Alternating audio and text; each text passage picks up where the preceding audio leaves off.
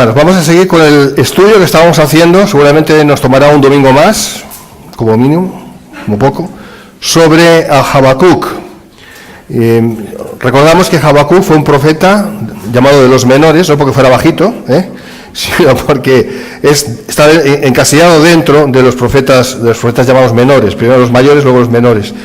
Y Habacuc, no se sabe apenas nada, de hecho no se sabe nada de Habacuc, como ya dije, ¿no? ¿Hay algo que se está acoplando quizás?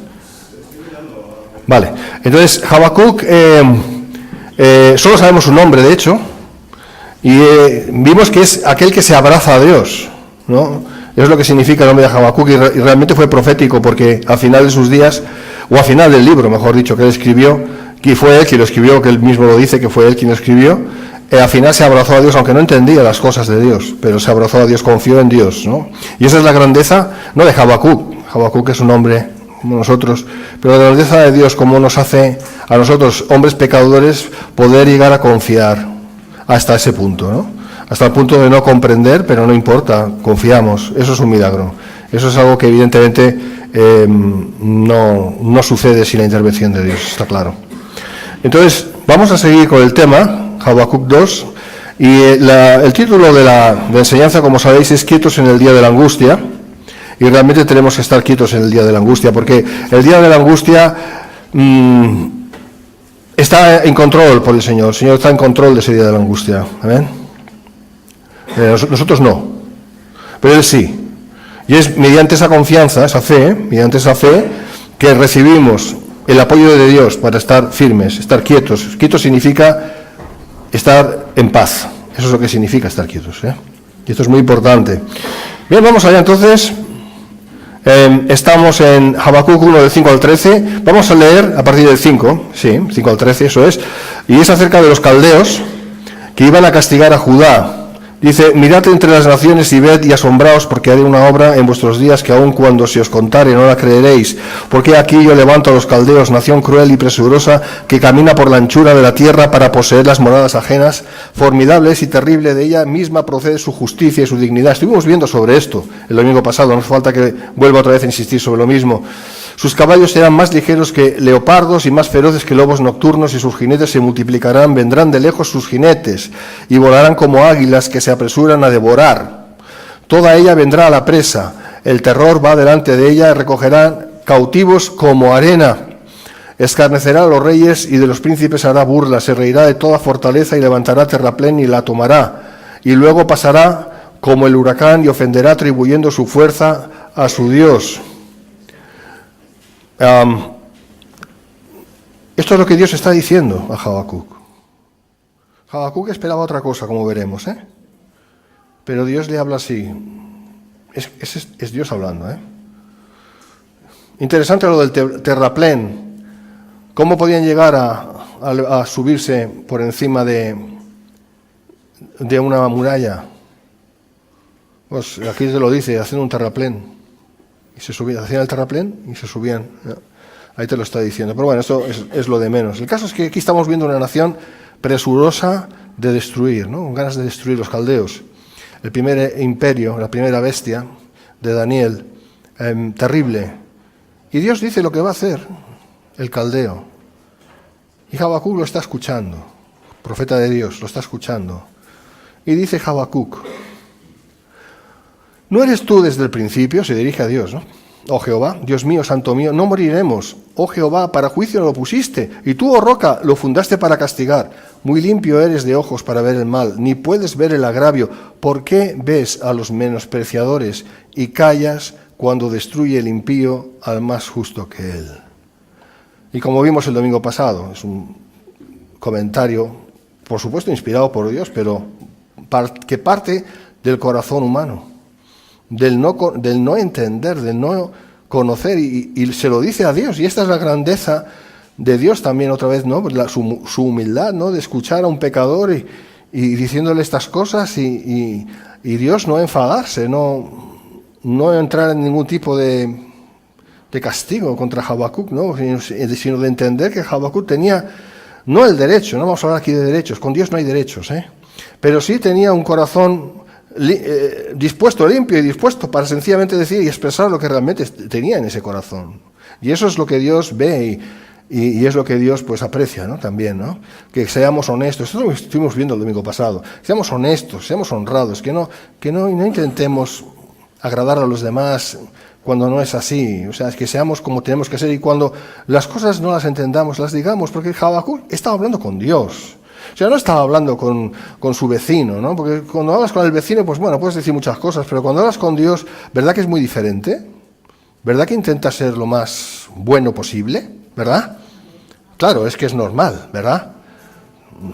Bueno, yo creo que Dios prefiere que seamos más honestos que buenos. No sé si veis las comillas, ¿no? Porque es fácil ser bueno, ¿eh? Es fácil, somos grandes actores todos los humanos.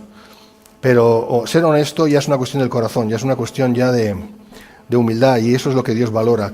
Que aunque quizás lo que vayamos a decir no es verdad, porque no fue verdad lo que dijo Habacuc, pero lo dijo con sinceridad delante de Dios, con honestidad delante de Dios. Amén.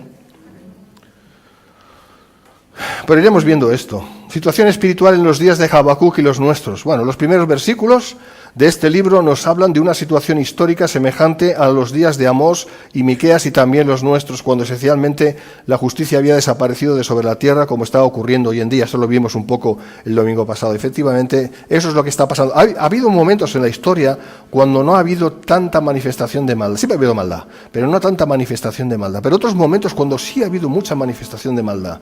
Yo pienso, y creo que no me equivoco, que los días en los que estamos viendo mucha maldad. ¿Y sabes por qué estamos viendo mucha maldad? Porque estamos viendo cero de temor de Dios. Y cuando no hay ningún tipo de temor de Dios, la maldad capa por sus respetos. Además, se ve, se aprecia y lamentablemente se aplaude por mano de muchos, ¿no? Y eso es lo que está pasando hoy en día. También pasó en los días de Habacuc, también en los de Amós y Miqueas, también ellos profetas menores. Así que la violencia y la impiedad se encontraban por todas partes, sin freno, como hoy en día también. Así que en el contexto de esos días de oscuridad y de maldad, el profeta clama a Dios por una intervención suya contundente. Eso es lo que está en el corazón del profeta. En el corazón de Habacuc no estaba el que Dios castigara a Judá, sino el que Dios castigara a los opresores de Judá. ¿Y pensáis que eso es normal? Pues claro que es normal. ¿Quién quiere tirarse piedras a su propio tejado, verdad? Y eso es lo primero que nace en nuestro corazón. Primero ver el mal de los demás antes que ver el nuestro propio. El Habacuc que estaba diciendo, bueno, nosotros somos el pueblo de Dios. ¿Cómo vas a permitir, Dios, que otros que son más impíos, peores, mucho peores? Porque no voy a decir, Señor, que nosotros somos buenos. Vale, yo admito eso. Pero ¿cómo vas a permitir, Dios, que otros que son muchísimo peores, que es una nación opresora, tú mismo lo has dicho, Señor, en tus propias palabras, vayan a ser los actores del juicio contra nosotros? ¿Cómo puede ser eso, Señor? No entiendo nada. Y realmente Habacuc no estaba entendiendo nada, ¿no? Ahora nosotros tenemos la gran ventaja que desde los siglos y desde la palabra y desde el Espíritu podemos decir, Señor, aunque no entienda, creo y confío. Amén. Habacuc 1:2-4. ¿Hasta cuándo, Jehová, clamaré y no oirás? Y daré voces a ti a causa de la violencia y no salvarás. ¿Por qué me haces ver iniquidad y haces que vea molestia? Destrucción y violencia están delante de mí, y pleito y contienda se levantan, por lo cual la ley es debilitada y el juicio no sale según la verdad. Por cuanto el impío asedia al justo, por eso sale torcida la justicia. Mira que dice, por cuanto el impío asedia al justo, por eso sale torcida la justicia. ¿Es eso verdad? No, Habacuc, te has equivocado. No es por eso que hay maldad, no es por eso que la justicia es torcida. No es torcida la justicia por cuanto el impío asedia al justo, porque primeramente no hay justo ni aun uno. Número uno, eso ya para empezar. Y ese es el gran problema de Judá, que se creía justo en su propia opinión. Y ese es el problema nuestro también, en según qué medida. Que nos podemos llegar a creer justos. Y luego cuando metemos la pata, lo digo así de manera sencilla, ¿verdad?, coloquial, entonces se nos viene abajo todo nuestro castillo de arena, nuestro castillo de naipes se cae. Y yo doy gracias a Dios por eso, porque realmente no somos justos, ¿eh? En todo caso, Dios nos hace justos, es muy diferente el asunto. Pero ahí Habacuc estaba engañado, porque estaba que el pueblo judío era justo porque era justo. Sí, porque Dios le había hecho justo, pero que era justo, en definitiva. Y no podía entender cómo los caldeos, que eran una nación absolutamente horrorosa en todos los sentidos, podían o iban a destruir o a castigar a Judá, y su queja con Dios es esta, ¿no? Y fíjate como lo que dice al principio: ¿y hasta cuándo Jehová clamaré y no oirás? ¿Es eso verdad? ¿Es verdad que Dios no oye? Dios siempre oye. Lo que pasa es que nosotros no sabemos que Dios oye, porque nosotros siempre buscamos el experimentar algo, pero la fe no tiene experiencia. Quiero decir que no tiene experiencia sensorial, es lo que quiero decir. No se apercibe a través de nada que tenga que ver con sentimientos, nada que tenga que ver con sensaciones. La fe es aséptica en ese sentido, es espiritual. No vemos a Dios, ¿verdad? La fe tampoco se ve. Pero Dios es real, ¿verdad? La fe es igual de real. Pero Habacuc, por la razón que fuera, el motivo que fuere, en ese momento estaba muy enardecido en sus pasiones y en su indignación, justa indignación, yo también diría eso, y no está entendiendo que Dios sí le estaba escuchando a pesar de que él decía que no. Pero la respuesta de Dios no fue la que el profeta esperaba. Dios estaba enviando a los caldeos para castigar a Judá, porque él decía, acordémonos, por cuanto el impío asedia al justo, por eso sale torcida la justicia. Le estaba diciendo a Dios: Dios, yo creo que te estás equivocando al hacer eso, Sí, Dios, yo honestamente, ¿no? Y sí, era honesto, y esto está bien, insisto en el punto, está bien, él estaba siendo honesto, y eso es bueno ser honesto, porque la honestidad es la base de todo lo demás. Si no hay honestidad, ¿qué puedes levantar en tu vida? No estoy diciendo que la honestidad es suficiente, porque uno puede decir: no, yo soy muy honesto, pero no quiero cambiar, y eso también es ser honesto. Claro. Por eso digo que es insuficiente, pero es la base, porque si no partimos realmente de una honestidad no fingida, sino real, insisto, ¿qué podemos edificar en nuestras vidas? ¿Sabes lo que vamos a ser? Lo que muchas veces somos o no deberíamos ser: religiosos. Yo, hermanos, quiero decir, estoy harto de la religiosidad, cansado de la religiosidad, de todo aquello que es apariencia, de todo aquello que es vocabulario evangeleñeco, ¿no? De todo aquello que son formas y todo aquello que es... Pero que en realidad no es así, porque luego en nuestras casas no somos así. Somos como somos. Y es mucho mejor ser honestos.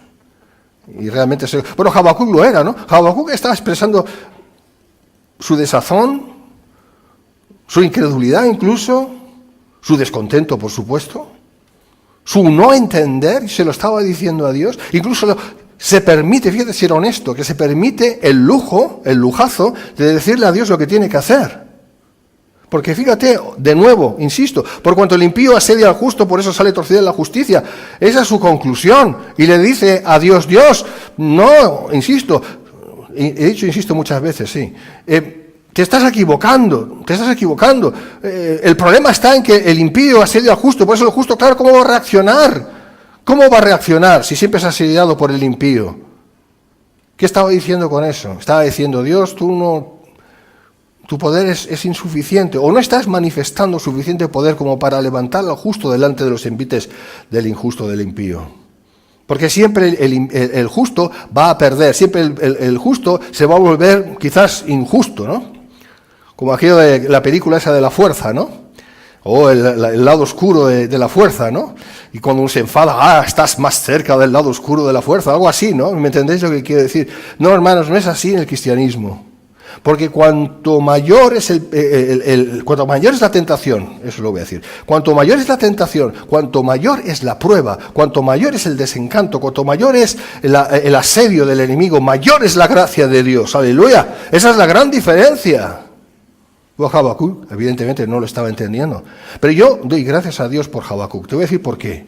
Porque Habacuc refleja el sentir nuestro de tantas veces a lo largo de nuestra vida.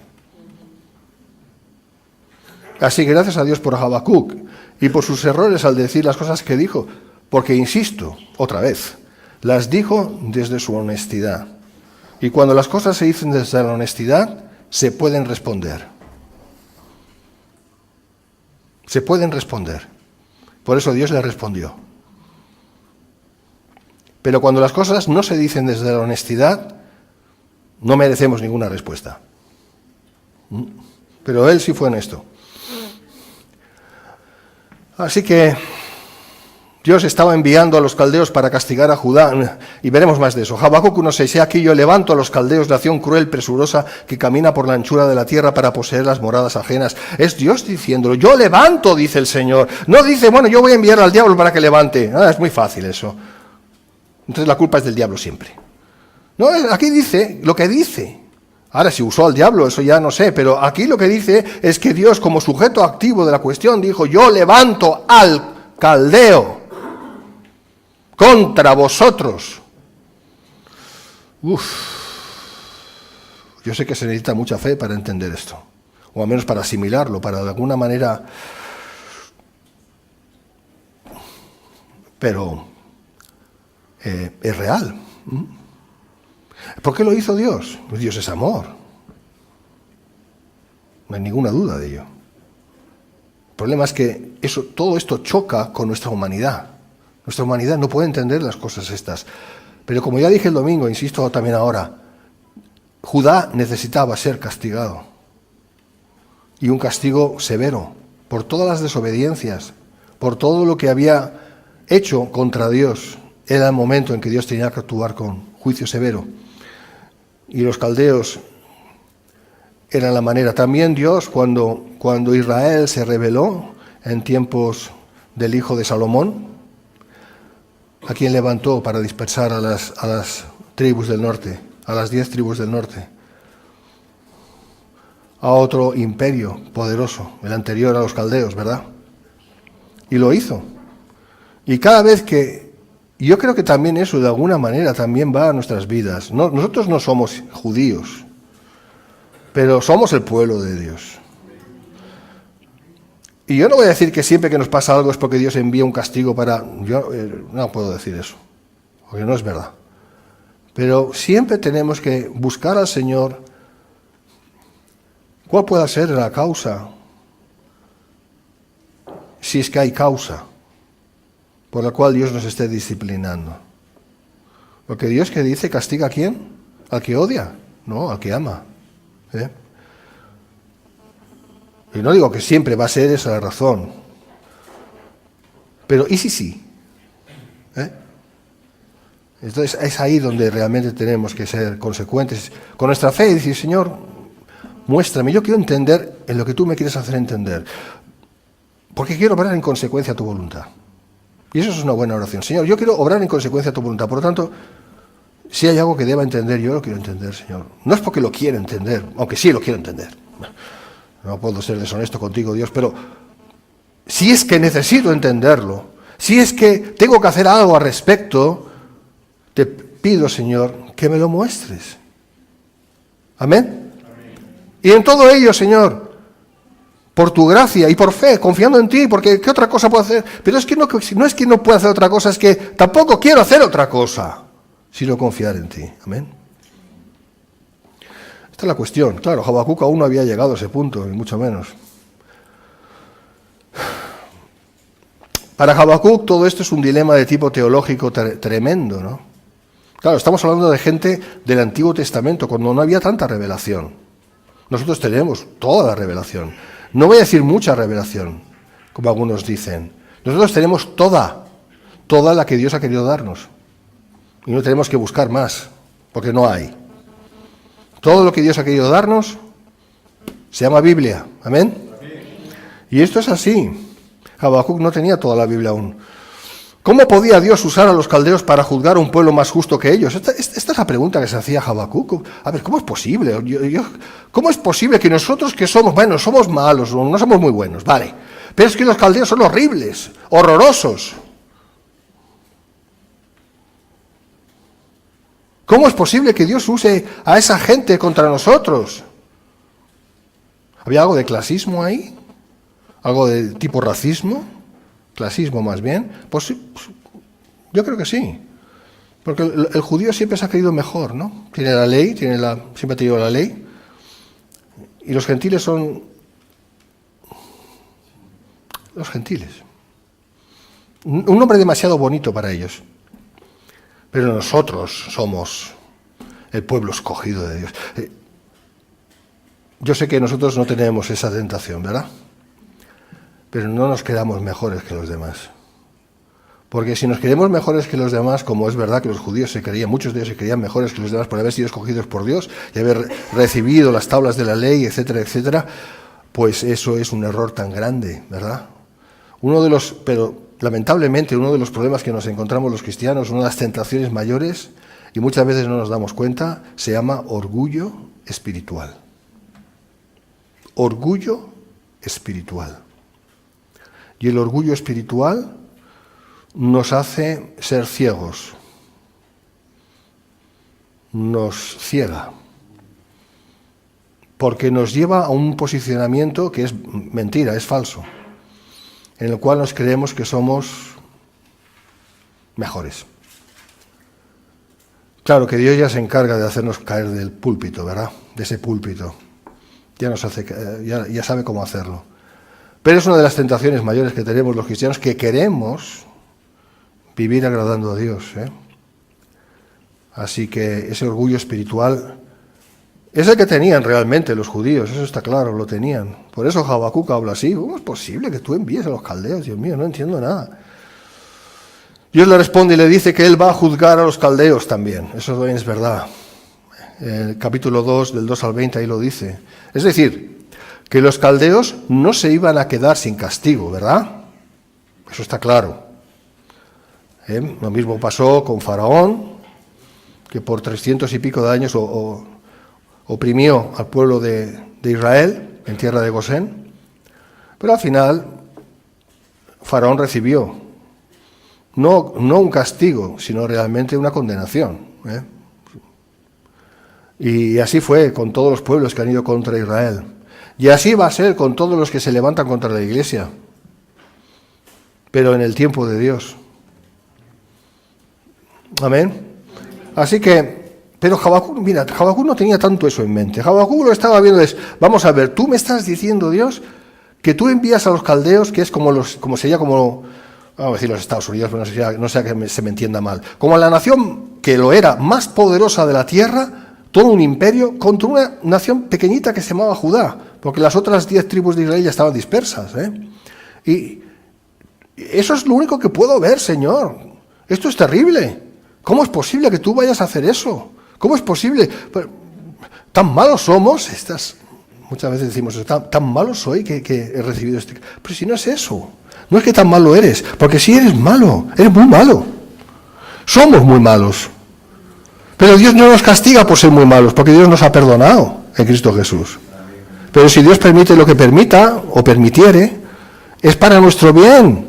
Y no entendemos por qué. Pero yo imagino que un día, o al menos en la eternidad, entenderemos por qué, ¿eh? Pero ahí Habacuc no estaba en esa labor. Habacuc lo único que veía es que los caldeos quedaban como una ola inmensa, se venía contra él y contra su pueblo. Decía, Dios mío, no entiendo nada, ¿no? Bueno, Dios le responde y le dice que él también va a juzgar a los caldeos. Bueno, pero eso no es ningún consuelo para Habacuc, más bien es todo lo contrario. Porque, claro, el siguiente punto es, vamos a ver, tú envías un pueblo contra nosotros, un pueblo que es enorme contra nosotros, que nos va a destrozar, y luego le vas a castigar a ellos. Bueno, eso puedo entender que lo puedes hacer, tú eres el Dios Todopoderoso. Ahora mi pregunta es, Señor, ¿por qué? Pues ya directamente no los envíes y ya está. Y esta es nuestra respuesta muchas veces. Pues si es mucho más fácil sota, caballo, rey, es mucho más fácil así. ¿Por qué tiene que ser todo tan enrevesado? Pero la pregunta que nos hacemos es la consabida. ¿Está Dios en control? Dios está en control. Y a pesar de así, las cosas tantas veces se nos escapan de las manos, ¿no? Claro, ¿cómo va a demostrar Dios que está en control si todas las cosas las tuviéramos nosotros ataditas bajo nuestro puño? Pues difícilmente, ¿verdad? Dios es Dios y quiere demostrarlo, esa es la cuestión. Pero ahí está Habacuc, que no entiende nada.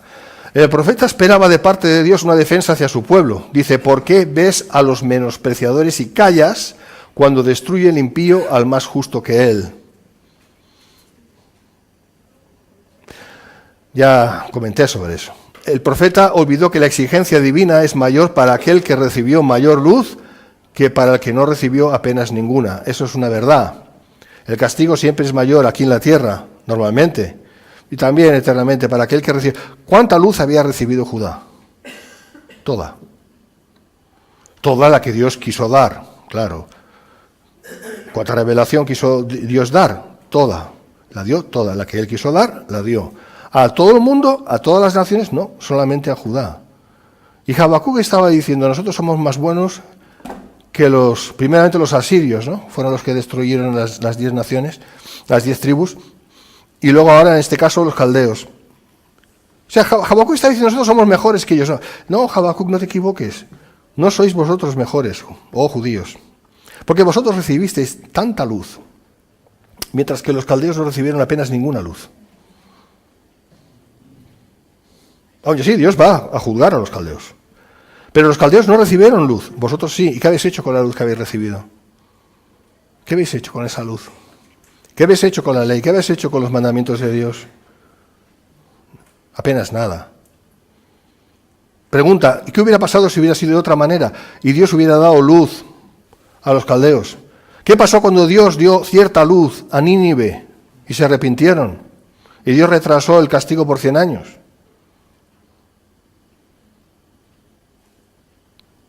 Los de Nínive demostraron ser mejores que el Israel de entonces, ¿verdad? Porque el Israel de entonces no se arrepentía, pero Nínive sí se arrepintió. Así que en definitiva lo que vemos es que no se trata de clasismos, no se trata de que unos somos o lo dejamos de ser, se trata sencillamente de que Dios es Dios y da la luz a quien quiere dársela y a quien no quiere dársela no se la da y consecuentemente juzgará de ese modo a unos y a otros. Eso es lo que vemos. Habacuc no le pasó nada demasiado diferente en ese sentido de lo que le ocurrió a Job. Discutía con Dios, como lo hizo Job, pero fue a través del trato duro recibido y de esa experiencia con el Hacedor que alcanzó un entendimiento más profundo de la soberanía divina. Apunta a eso, soberanía divina, una fe más firme en Él. Está claro. Y es que es así, y siempre es así. Es a través del trato duro que Dios nos enseña. ¿Por qué? Porque somos muy buenos por eso. Porque somos malos, es por eso. Por nuestra naturaleza caída. Es a través del trato duro que podemos aprender, y por la acción de la gracia de Dios, está claro, si no, de otra manera no habría nada. Seguimos, importante, a la postre Habacuc entendió que Dios no debía ser adorado simplemente por causa de las bendiciones temporales que Él concediera, sino por quien Él es. Esa es la lección que Dios quería darle a entender a Habacuc. Es muy fácil adorar a Dios y tener unas buenas sensaciones con Dios, ¿verdad? Cuando todo va bien, cuando la cosa es agradable, cuando la cosa es conforme a nuestras expectativas. Vamos a decir, más o menos, tampoco estamos hablando aquí de poseer yates y castillos, ¿no? En Francia, ¿no? Pero, vamos, está bien, con lo que tengo. No, pero, claro, es muy fácil, como digo, ¿no? Señor, aleluya, muchas gracias, Señor. Y está bien, pero así no aprendemos, realmente como aprendemos, o lo que tenemos que aprender, mejor dicho, es a adorar a Dios por quien Él es Dios. Y siempre tiene que ser trato duro en ese sentido. Hombre, siempre será duro. Pero no tiene por qué ser muy duro. Tiene que ser sencillamente de acorde también a nuestra, se escribe con O, obediencia. Estoy persuadido que si somos obedientes, y esa obediencia tiene que partir de una honestidad, otra vez, no de una obediencia fingida, no de una obediencia esclava, no de una obediencia forzada, sino realmente de un confiar en Dios, que quizás el trato de Dios no tiene por qué ser necesariamente tan duro en nuestras vidas, si ya vamos aprendiendo así. Cada caso es diferente, no podemos generalizar, no podemos decir siempre es así, no. A veces los más generosos, los más obedientes, los mejores, en el sentido de que aman más a Dios realmente, son los que reciben un trato más duro que los otros. Y dices, ¿pero cómo es posible? Hombre, ¿cómo es posible? No es la pregunta, porque eso ocurre, por lo tanto, no hace falta preguntarnos cómo es posible. Pero la respuesta a esto seguramente tiene que ver ya en términos de eternidad. Aquellos que reciben un trato más duro de Dios, y es un trato genuino de Dios, recibirán una recompensa mayor en los cielos. Eso está claro, eso es seguro, fijo. Porque Dios tiene planes para esas personas. Está claro. Y en definitiva, Dios da lo que quiere, a quien quiere, como quiere. Claro, eso también es verdad. Pero bueno, la lección es esta. Dios quería que Habacuc entendiera que hay que adorar a Dios, no por lo bueno que Dios nos da, que también, sino por quien Él es. Amén. Ya llegamos al capítulo 3 y en él cambia el sentido de todo. Ahora el profeta, inspirado, habla sobre la redención futura del pueblo de Dios. Y leemos en Habacuc 3, 7, 8, vemos acerca del enemigo. Dice, he visto las tiendas de Cusán, los cusitas, las tiendas de Cusán en aflicción, las tiendas de la tierra de Madián tiemblan, los madianitas. ¿Te has airado, Jehová, contra los ríos? ¿Contra los ríos te has airado? ¿Arde tu ira contra el mar cuando montas en tus caballos, en tus carros de victoria? Evidentemente, aquí el profeta está usando de la metáfora, ¿verdad? Hay que entender bien eso. Pero vamos a ver qué son los ríos. Bien, entonces, nos habla aquí de la intervención de Dios contra el enemigo de su pueblo, el cual la Biblia lo llama y lo identifica muchas veces como los ríos. Decimos los ríos de bendición. Bueno, también hay ríos que no son de bendición. Lo leemos así en Isaías 59, 19. Y temerán desde el occidente el nombre de Jehová y desde el nacimiento del sol su gloria, porque vendrá el enemigo como río. ¿Quién va a venir como río? El enemigo, mas el Espíritu de Jehová levantará bandera contra él. Aunque el enemigo se levante impetuoso como un río, Dios levanta su estandarte, Nisi, ¿verdad? Y dice, hasta aquí y no puedes ir más allá. Esta es nuestra gran confianza. De que Dios no va a permitir algo más de lo que quiera. De que no necesariamente tenemos que tener ningún tipo de miedo. Eso es, ningún tipo de miedo. El miedo no. Porque la confianza echa fuera el miedo. Que son incompatibles. El que confía no teme, no puede temer. No puede esperar lo malo. No teme a lo malo, no teme a la adversidad porque confía. Y hay gracia de Dios para cada uno de nosotros al respecto. Escucha bien eso. No es para unos sí, para otros no. Es para todos, siempre. Siempre hay gracia de Dios para confiar en Él. Siempre, en cada momento, en cada circunstancia, no importa cuál sea la circunstancia, no importa cuál sea la cosa por la cual Dios permite que tengamos que pasar por el río de lágrimas o el valle de lágrimas o atravesando esos ríos que son el enemigo, no importa, o el valle de muerte, o llámale como quieras llamarle, no importa, siempre, en cada momento, tenemos la gracia de Dios, todos. No unos sí, otros no. No. En ese sentido, Dios no hace acepción de personas. Me refiero a los cristianos, claro. Me refiero a los hijos de Dios. Siempre tenemos la gracia de Dios. Aunque el enemigo se levante impetuoso como un río, Dios levanta su estandarte y dice, hasta aquí y no puedes ir más allá. Amén. Versículo 9 dice, se descubrió enteramente tu arco. Los juramentos a las tribus fueron palabra segura. Cada flecha del Señor ha recibido su comisión conforme a los juramentos divinos. Lo vemos en Jeremías 47, 6, 7, que dice, oh espada de Jehová, ¿hasta cuándo reposarás? Vuelve a tu vaina, reposa y sosiégate. ¿Cómo reposarás? Pues Jehová te ha enviado contra Ascalón y contra la costa del mar, allí te puso. Una cosa podemos estar seguros, cuando Dios emite y envía juicio, castigo contra nuestros enemigos, lo hace hasta terminar. No lo deja a medias. No lo deja a medias. Otra razón más por la cual confiar, que Dios sabe lo que hace. Dios cumplirá con toda justicia siempre, sin dejar de hacerlo ni una sola vez. De eso podemos tener entera seguridad y siempre lo hará en el momento en que Él quiera, los tiempos son suyos. No solo hará justicia sobre las naciones enemigas, sino también lo hizo sobre Israel, ya lo vimos. De ahí la confusión de Habacuc, que veía que Dios enviaba al caldeo contra Judá. De eso hemos estado hablando. Versículo 11, el sol y la luna se pararon en su lugar, a la luz de tus saetas anduvieron y al resplandor de tu fulgente lanza. Dice, la palabra del Señor. Es Habacuc que habla, pero inspirado por Dios. Toda la creación está al servicio y a las órdenes de Dios, también de cara a sus juicios. Como símbolos prominentes del orden creado por Dios, el sol y la luna atienden sin vacilación su orden. Esta imagen recuerda la victoria de Israel sobre los amorreos en Gabaón, Josué 10, de 12 al 14. Esta alusión del profeta tiene que ver con Josué, que le dijo a Dios, que se detenga el sol en Gabaón. El sol no se detuvo, se detuvo la tierra. Y eso es científicamente probado que fue así. Entonces, esta es una alusión a eso, que Dios está en control de todos los elementos. Y aquí vamos a hablar de la ira santa, hermanos. Es una cosa que no apenas se predica, apenas se dice en las iglesias, en el mundo ya, ¿qué te voy a decir?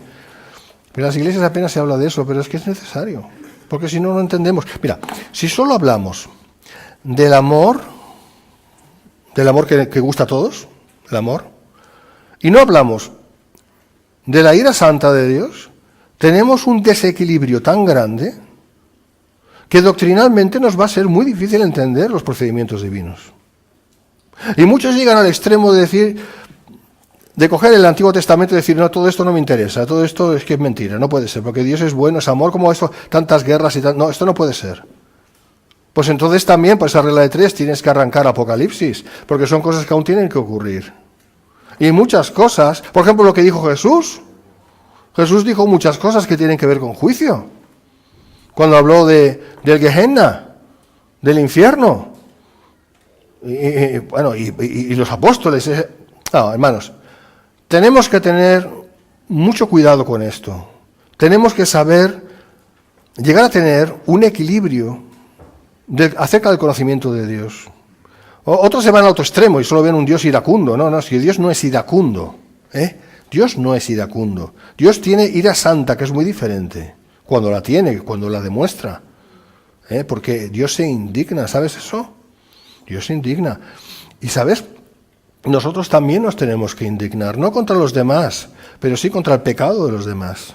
Y contra nuestro propio pecado, por supuesto. Nos tenemos que indignar. Así que vamos a ver un poquito de esto.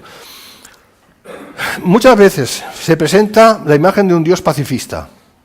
Yo te digo una cosa, yo no soy pacifista. Yo no soy pacifista. ¿Lo he dicho claro? No soy pacifista. Del pacifismo viene el buenismo y tantas desgracias e injusticias arrancan de esa manera de ser. Soy pacífico, como el océano. Pacífico, que no es ser pacifista. Vamos a ver la diferencia. Dios no es pacifista. Vamos a ver qué significa pacifismo, ¿vale? Pacifismo, ideología que defiende la paz como estado ideal en todas las naciones y se opone a toda clase de actos violentos o de enfrentamientos armados, aún por encima de la justicia. Es decir, la paz es lo más importante, es la meta final, punto. Eso es el pacifismo. Falso. Lo he dicho, ¿no? He dicho falso, ¿verdad? Insisto. La paz no puede venir como resultado de amordazar y atar la verdad y la justicia, sino en todo caso como consecuencia del establecimiento de las mismas. Lo voy a decir de nuevo. La paz no puede venir como resultado de amordazar y atar la verdad y la justicia. Los políticos hoy en día, bueno, siempre creo yo, han sido maestros de eso. En definitiva, es el fin justifica los medios. No, falso, mentira. Esto es antidios, anticristo, este mensaje. El fin no justifica los medios son muy importantes. La paz no puede venir como resultado de amordazar y atar la verdad y la justicia, hermanos, sino en todo caso, como consecuencia del establecimiento de ella. Significa que cuando haya verdaderamente, se esté establecida la verdad y la justicia, podemos imaginar, me gusta imaginarlo aquí en este mundo, aunque sé que no va a ser así hasta que Cristo vuelva. Pero vamos a imaginar que es aquí, que en un momento dado se puede establecer la verdad y la justicia, que no va a ser así, ¿vale? Pero imaginémoslo. Entonces podemos esperar la paz, pero no antes. La paz siempre es consecuencia. La paz no es la meta, sino el resultado. Es una consecuencia. Que hay verdad, que hay justicia, bienvenida sea la paz. ¿Quién no la quiere? Pero la paz no es a cualquier precio. Porque si es a cualquier precio, entonces tenemos injusticia. Y el camino de todo ello es el pacifismo, que busca esa paz a como dé lugar. No puede ser. ¿Amén? Eso es muy importante que lo tengamos en cuenta, hermanos. Lamentablemente hay un montón de iglesias que enseñan todo lo contrario que estoy diciendo aquí. Y dicen, no, que haya paz, que haya paz, que haya paz. Bueno, que haya paz, muy bien que haya paz. ¿Pero a qué precio? ¿A precio de que haya injusticia en las familias? ¿A precio de que haya comportamientos que no son los de Dios? ¿Cómo va a haber paz? No, callemos todos, no nos hablemos, ni nos miremos, y en las iglesias ocurre eso también. No, que el hermano no me pueda hablar, no, paz, amor y buen rollo, ¿no? No, con este no, porque la paz es lo más importante. Yo te digo, reprendo esa manera de ser. Es mejor confrontar las cosas, es mejor intentar buscar los cauces, es mejor solucionar las cosas, aunque sea difícil. Aunque si no puede ser, pero al menos ya se ha intentado, se ha hecho todo lo posible. Y entonces la paz que pueda resultar de eso, bienvenida sea. Pero si anteponemos la paz a todo eso, ¿qué estamos teniendo? ¿Un monstruo? Un monstruo con cara bonita, pero un monstruo. ¿Amén? Dios no es pacifista. Solo en un reino de amor, verdad y justicia habrá verdadera paz, jamás de otra manera. Mientras tanto, así ha sido a lo largo de la historia. Dios ha ejercido su juicio y lo hará hasta el final. O sea que la meta de Dios no ha sido traer paz a este mundo. ¿Verdad que lo dijo el Señor? No he venido a traer paz, sino espada. También es verdad que la espada no es la meta. ¿Quién quiere eso? Pero es el procedimiento. Lamentablemente a veces es el procedimiento, quiero decir. Entendedme bien, estoy citando las palabras del Señor, porque Él cuando dice espada no está diciendo que los cristianos tenemos que coger la espada e ir contra los demás. No es eso, no se me malentienda. Porque a renglón seguido, ¿qué es lo que está diciendo? Voy a poner uno contra otro, la nuera contra tal, la madre, la hija contra tal, contra la madre. Está hablando de relaciones íntimas, de relaciones familiares. De eso está hablando, ¿verdad? Y no está prometiendo el Señor, no. Con que soy el príncipe de paz, tú cree en mí que habrá paz en tu hogar. Esa promesa no existe. Con que soy el príncipe de paz, y tú has creído en mí, porque yo te he hecho creer, claro, porque tú eres bendito de mi Padre, va a haber paz en tu corazón. Amén. El Señor dice eso. Pero la promesa de que va a haber paz en tu familia, no, esa promesa no existe. Es un bien que nos gustaría, pero no siempre es verdad. Entonces, Dios ha ejercido su juicio y lo hará hasta el final. Todo eso lo veía Habacuc y no entendía nada. ¿Sabes lo que tenía Habacuc en la cabeza? Habacuc tenía en la cabeza el cielo en la tierra. Nosotros somos la nación escogida de Dios. Por lo tanto, nosotros queremos todo lo que está en el cielo, lo tenemos aquí. Además, no tenemos el tabernáculo, o en ese tiempo no tenemos el templo, pues ya está. Lo tenemos todo, tenemos la presencia de Dios, tenemos la Shekinah, lo tenemos todo. Pues ya está, el cielo en la tierra. Entonces, ¿cómo que nos castiga, Señor? Él no había entendido nada, no había entendido que no es así. Porque mientras el mundo sea el mundo, y mientras nosotros incluso estemos aquí, no vamos a ser, ¿cómo diré? No nos van a ir las cosas tal y como nos van a ir cuando estemos en el cielo, ¿verdad? Voy a decirlo de ese modo, ni mucho menos. Así que tenemos que sí ir entendiendo eso. Yo me acuerdo de un pastor, no voy a decir quién, aquí en Madrid, que una vez dijo, Estaba predicando en su iglesia una hermana y empezó a predicar sobre que, bueno, que los cristianos, pues que tenemos problemas, que hay tristeza, que a veces que lloramos, y se levantó ese pastor y la hizo callar y la hizo sentar a la hermana. Una hermana como podía ser un hermano, quien fuera, ¿no? La hizo sentar. Y dijo, nosotros no creemos en un Dios así, nosotros creemos en un Dios que nos da gozo siempre, felicidad, todo lo bueno, aquí y ahora. No he sabido nada más de ese pastor, pero me parece que las cosas no le han ido demasiado bien. ¿Cómo no puede ser de otro modo? Porque lo que estaba diciendo esa hermana sí era verdad. Lamentablemente. Habacuc empieza a comprender y se identifica con el pueblo de Dios. Saliste para socorrer a tu pueblo, para socorrer a tu ungido. Traspasaste la cabeza de la casa del impío, descubriendo el cimiento hasta la roca. Horadaste con sus propios dardos las cabezas de sus guerreros, que como tempestad acometieron para dispersarme, cuyo regocijo era como para devorar al pobre encubiertamente. Caminaste en el mar con tus caballos sobre la mole de las grandes aguas. Está aquí Habacuc hablando sobre lo que Dios había hecho con los enemigos de Dios. Saliste para socorrer a tu pueblo, para socorrer a tu ungido. Habacuc se identifica con el pueblo escogido, asumiendo la condición de debilidad ante el adversario, pero que espera en Dios para ser liberado como siempre fue y será al final de los días actuales. Por aquí ya, en ese momento ya, él empieza a entender, empieza ya a ver que es verdad, que aunque no siempre ha sido fácil, pero que Dios siempre ha intervenido justificando o castigando a los opresores del pueblo de Dios. Eso es lo que está diciendo. Por eso el profeta pasa ahora a describir los portentos de Dios para salvar a su pueblo. Habacuc hace referencia a Moisés y el Éxodo. Lo que ha estado diciendo es Moisés y el Éxodo, y eso está clarísimo, ¿verdad?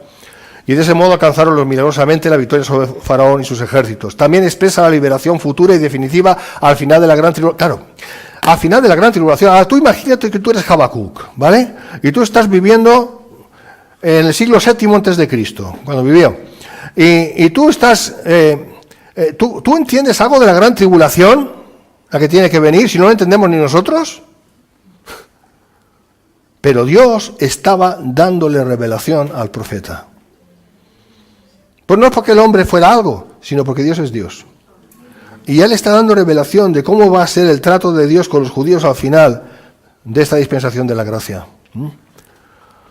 De todo ello observamos que Dios en su tiempo, no en el nuestro, hará justicia y ejecutará venganza. Salmo 149, 6, 8 dice, exalten a Dios con sus gargantas y espadas de dos filos en sus manos, para ejecutar venganza entre las naciones y castigo entre los pueblos, para aprisionar a sus reyes con grillos y a sus nobles con cadenas de hierro. Suena duro esto.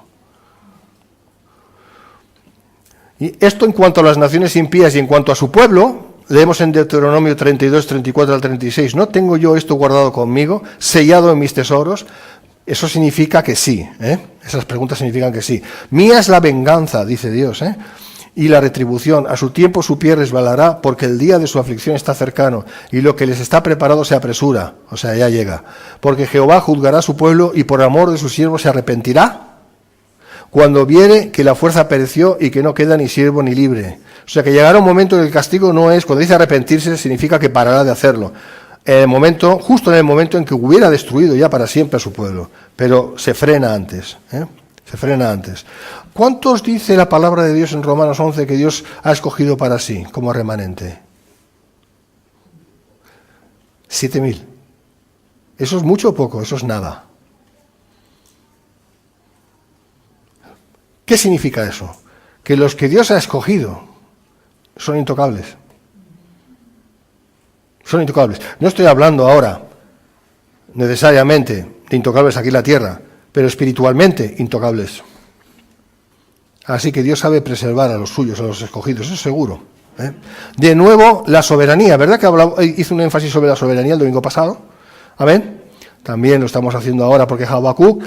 El mensaje es soberanía de Dios, soberanía de Dios. Yo no entiendo, Señor, por qué, yo no entiendo esto, pero el mensaje es, Señor, tú eres el soberano. Y no, eso no depende de que yo entienda o no entienda, sencillamente tú eres quien eres, punto. Dice que suya es la venganza y la retribución, es decir, el pago, y consecuentemente juzgará a su pueblo no con simple y llana justicia, de manera que no quede ni uno, sino con misericordia. Por eso dice que se va a arrepentir, Esa misericordia siempre debida a la sangre de la cruz, jamás de otro modo. Es por eso que hay que no ocurre todo el juicio que Dios quiere, que Dios va a hacer, lo voy a decir así. O Dios lo que quiere lo hace. Lo que Dios va a hacer, al final, no ocurre aún por la sangre de la cruz. Y eso es lo que significa cuando dice que Cristo dio su vida por los hombres. No significa que Dios que va a salvar a todos los hombres. Significa que Dios va a tener piedad, va a tener paciencia, la que tenga que tener, en sus juicios, hasta que llegue el momento en que ya esa paciencia ya no tenga que ser más. Porque, hermanos, una paciencia que se prolonga siempre es injusticia. Esto es importante. La paciencia tiene un límite. Dejará el juicio por amor de sus siervos y se arrepentirá cuando viere que la fuerza pereció y que no queda ni siervo ni libre. Clara alusión también a Israel del final de la gran tribulación, que es lo que estoy diciendo, ¿verdad? Cuando ya parece que ya no va a haber ninguna posibilidad para el remanente que vaya a quedar. Acordaros que Romanos 11, de nuevo digo, habla de 7.000, que no han doblado rodilla delante de Baal, ¿verdad? Como en los tiempos de Elías, también al final será así. 7.000 no son exactamente 7.000, es un número, pero para entendernos que es un número claro. Dios ha escogido a quien ha escogido, cuantos ha escogido, y los va a guardar al final del tiempo, evidentemente para que entren en el reino, ¿verdad? Clara alusión al tiempo de la gran tribulación. Así que ves que Habacuc el libro, no solamente está hablando del tiempo de los caldeos, ¿verdad?, sino que también está hablando del tiempo de la gran tribulación que aún no ha venido. Es un libro profético hasta el final.